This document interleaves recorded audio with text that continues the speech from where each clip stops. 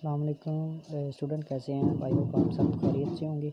तो अब हम एक्सरसाइज 9.1 का क्वेश्चन नंबर 3 स्टार्ट करने वाले हैं। तो आइए देखते हैं क्वेश्चन नंबर 3 की स्टेटमेंट क्या उसमें लिखी हुई है।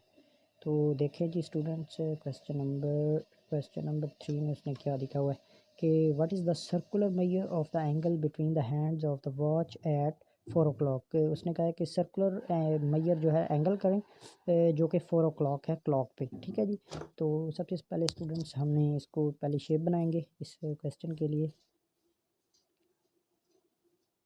अपने क्लॉक की एक शेप बना लेनी है। ठीक है, ये 12 है, ये 6 है, ये 3 है और ये 9 है। 1 2 4 5 7 8 10 11। ओके जी। और ये हमारे पास 4 o'clock। ओके जी। अब उसने ये कहा था कि हमारे पास एक आपने सर्कुलर एंगल फाइंड करना है। सर्कुलर एंगल फाइंड करना है जबकि उसका जो क्लॉक है उस पर 4 o'clock उसने कहा है कि टाइम हुआ है, तो आपने सर्कुलर एंगल फाइंड करना है। अब सबसे पहले तो आप ये जहन में रख लें कि द होल सर्कुलर सबटेंडेड इसमें होल सर्कुलर एंगल जो है वो 360 है। ठीक है। तो थोड़ा सा हम ब्रीफली इसको ऐसे लिखेंगे, द होल सर्कल सबटेंडेड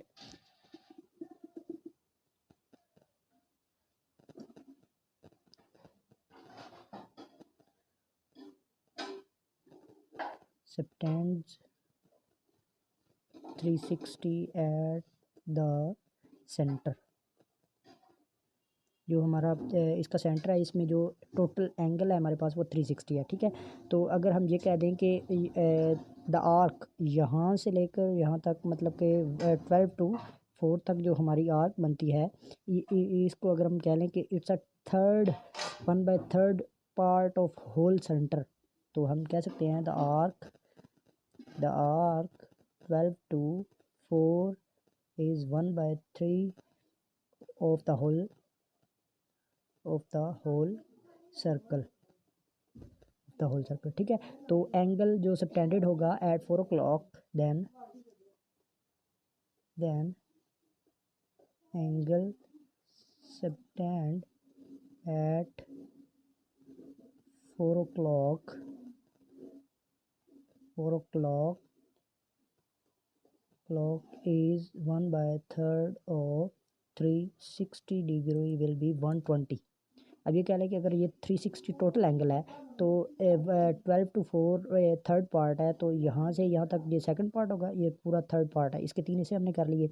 तो अगर इसका कंप्लीट जो एंगल है वो 360 है, तो इसका तीसरा पार्ट क्या होगा? 120। 120 को मज़ीद करें तो 240, 240 में 120 और ऐड करें तो 360 बन जाएगा। इसका मतलब ये हुआ कि जो 4 o'clock पे एंगल है वो 120 का। ठीक है।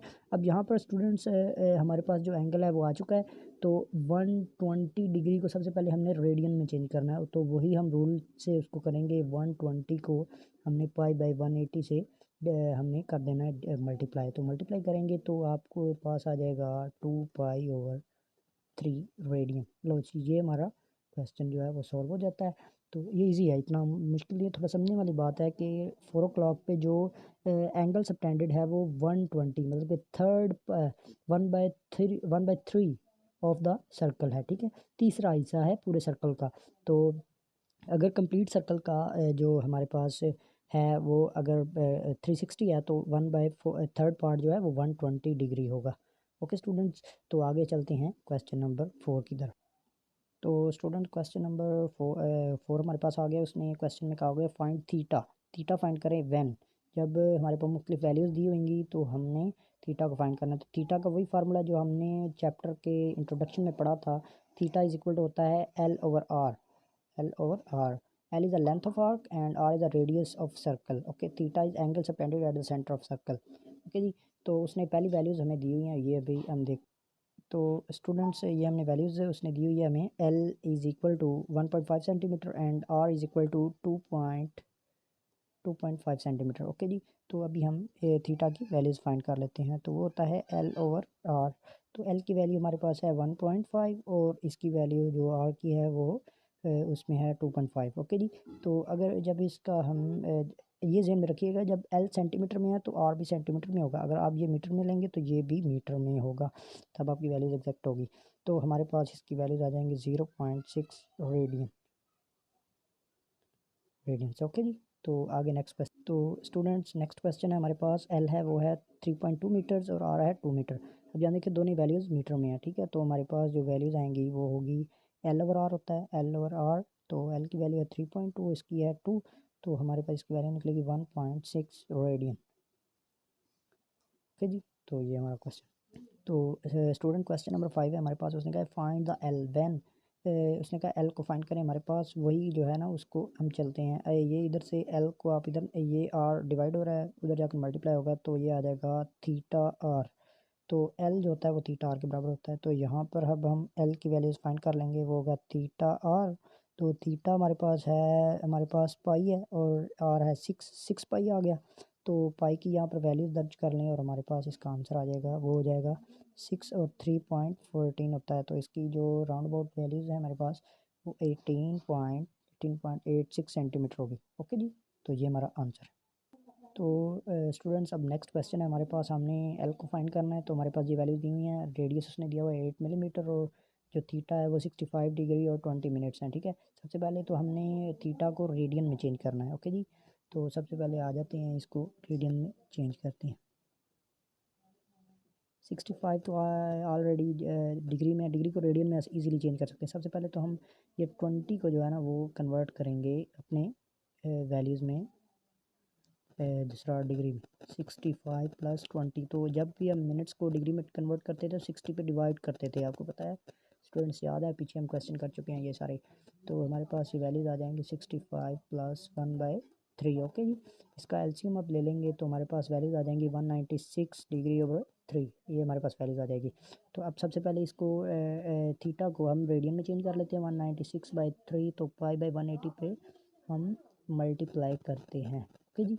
ओके स्टूडेंट, जब हम मल्टीप्लाई करेंगे तो इसकी ऑलमोस्ट जो वैल्यूज़ हैं, अब हमने ना वो दूसरा जो इसकी भी वैल्यूज़ हम इसमें कन्वर्ट कर लेंगे, मतलब कि 3.14 लिख लेंगे।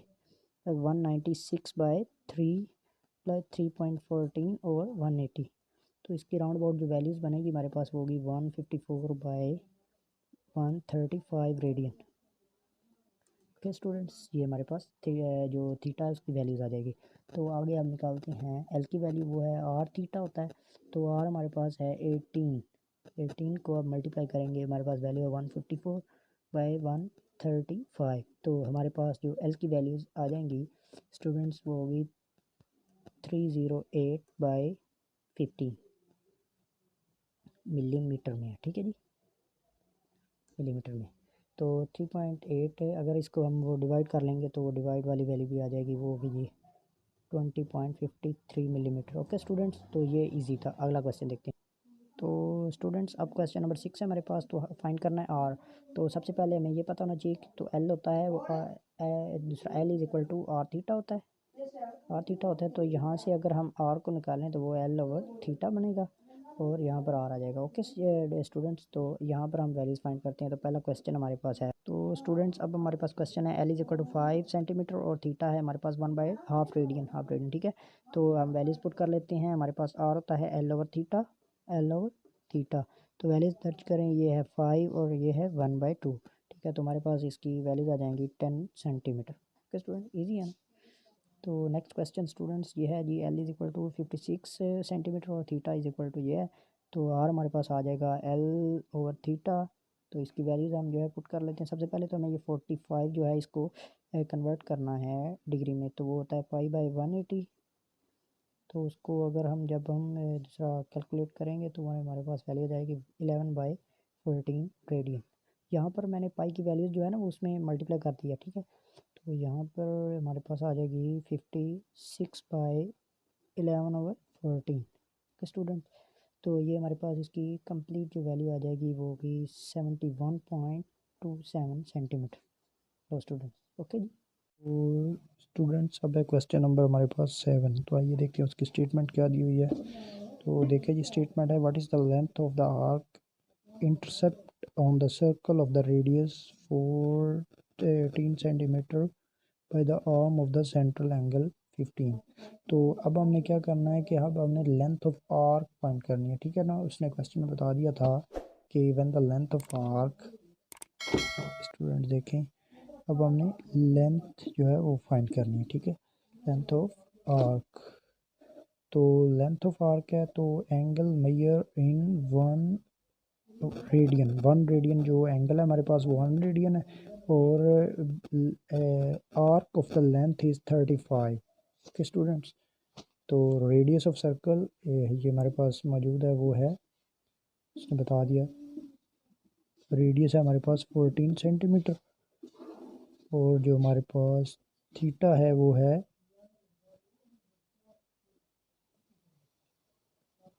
ये 45 डिग्री। अब इसको रेडियन में कन्वर्ट कर दें, 45 डिग्री को जब हम पाई/180 से देंगे तो इसकी जो वैल्यूज़ है उसकी वैल्यू मल्टीप्लाई करके जो इसकी कंप्लीट वैल्यू आती है वो है 11/14 रेडियन, ठीक है स्टूडेंट्स। तो यहाँ पर जो एल का वही हमने फार्मूला लगाना है, L is equal to R theta होता है, तो आर थीटा की वैल्यू अब यहाँ पर 14 और 11/14 होगा, ये 14 14 से कैंसिल होगा और ये हमारा आंसर आ जाएगा 11 सेंटीमीटर। ओके स्टूडेंट्स, 11 सेंटीमीटर हमारे पास आंसर आ जाएगा। Question, next question. अब क्वेश्चन नंबर 8 है स्टूडेंट्स, देखते हैं क्या दिया हुआ। उसने कहा है कि find the radius of the circle, आपने अब रेडियस फाइंड करना है, which is the central angle of Mayar radian, Mayar 1 radian जो है ना वो एंगल है, और लेंथ ऑफ आर्क जो है वो हमारे पास 35 है। अब हमने रेडियस फाइंड करना है तो स्टूडेंट्स, तो देखते हैं, इधर उसने बता दिया था कि हमें रेडियस हमने फाइंड करना है, और लेंथ ऑफ आर्क हमारे पास है वो है 35 सेंटीमीटर, और हमारे पास जो थीटा है वो है 1 रेडियन, 1 रेडियन। ओके, तो अब यहाँ पर आर का वही हमने फार्मूला जो पीछे पढ़ चुके हैं, एल ओवर थीटा होता है जी। तो एल की वैल्यू है 35 और ये है 1, तो हमारे पास वैल्यू आ गई 35 सेंटीमीटर, दैट्स ऑल। तो बहुत इजी क्वेश्चन है स्टूडेंट्स, इतनी मुश्किल नहीं है, आपको समझना। आगे देखिए स्टूडेंट्स, नेक्स्ट क्वेश्चन है हमारे पास, क्वेश्चन नंबर 9। आई उसकी स्टेटमेंट देख लेते हैं। स्टेटमेंट ये है कि are railway train is running on the circular track of radius, अब उसने रेडियस बता दिया 500 मीटर है, एट द रेट ऑफ, अब उसका जो स्पीड से चल रही है वो है 30 किलोमीटर पर आवर, ठीक है। अब उसने कहा थ्रू व्हाट एंगल, क्या एंगल होगा, अब हमने एंगल फाइंड करना है कि एंगल क्या होगा, विल बी इन 10 सेकेंड, तो 10 सेकेंड में हमने एंगल फाइंड करना है क्या होगा। सबसे पहले तो उसने ये बता दिया था कि हमने उसका रेडियस, उसने बताया था रेडियस था वो था 1500 मीटर्स। ओके स्टूडेंट्स, अब यहाँ पर और उसने स्पीड बताई, स्पीड थी 30 kilometre per hour. Okay student, 30 kilometre. तो सबसे पहले तो हमने, क्योंकि एंड पे उसने बताया था कि 10 सेकंड्स की, जो 10 सेकंड पे उसका जो एंगल है वो हमने फाइंड करना है, तो सेकंड्स की बात होगी, किलोमीटर की उसने बात नहीं की, ठीक है।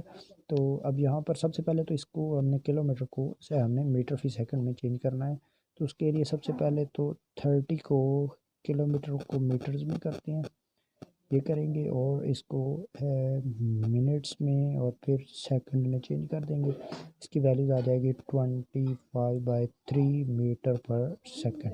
ओके स्टूडेंट्स, अब देखें जी, तो हमारे पास ये वैल्यूज आ गई। अब उसने कहा है कि उस डिस्टेंस जो कवर होगा, distance covered of a body,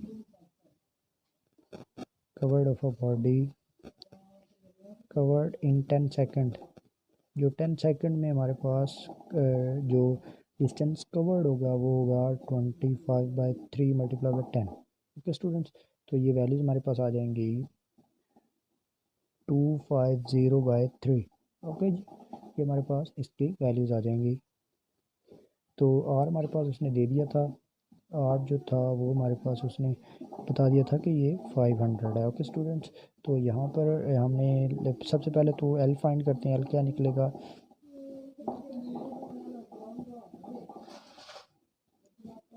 तो स्टूडेंट्स देखते हैं, एल इधर आर ओवर थीटा होता है, तो आर क्या है हमारे पास वैल्यूज़ हैं, आर की वैल्यूज़ हमारे पास एल है हमारे पास 250/3, ये हमारा एल आ गया, ठीक है।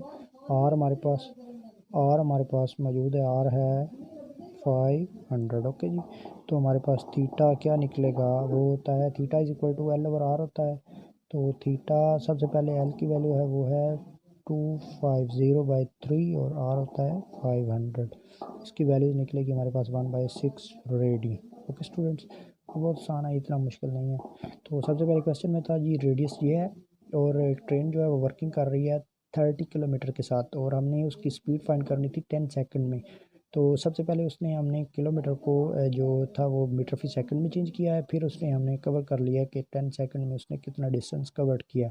तो वो 20 उसको 10 के साथ मल्टीप्लाई किया तो ये हमारा लेंथ आई थी, लेंथ ऑफ जो उसने ट्रैवल किया, डिस्टेंस कवर किया। तो एल आ गया था हमारे पास और हमारे पास ऑलरेडी उसने दे दिया था कि ये 500 हमारे पास उसने मौजूद दे दिया था कि ये 500 मीटर्स है, 500 मीटर्स। ठीक है, तो आगे थीटा हमने फाइंड कर दिया, थीटा हमने वही यूज़ किया, theta is equal to L over R, वही जो फार्मूला जो पीछे हम यूज़ कर रहे हैं ये वही था। अगला क्वेश्चन देख आगे स्टूडेंट्स देखें, हमारे पास क्वेश्चन नंबर 10 है। क्वेश्चन नंबर 10 में इसने कहा कि horse is tethered to a pig by a rope of 9 meter length and it can move in circle with the pig as center। ठीक है, if the horse along the circumference of the circle keep the rope tight, how far will be gone the how will be far the rope has turned through the at the angle of 70। अब हमने जो है ना वो length find करनी है रोप की,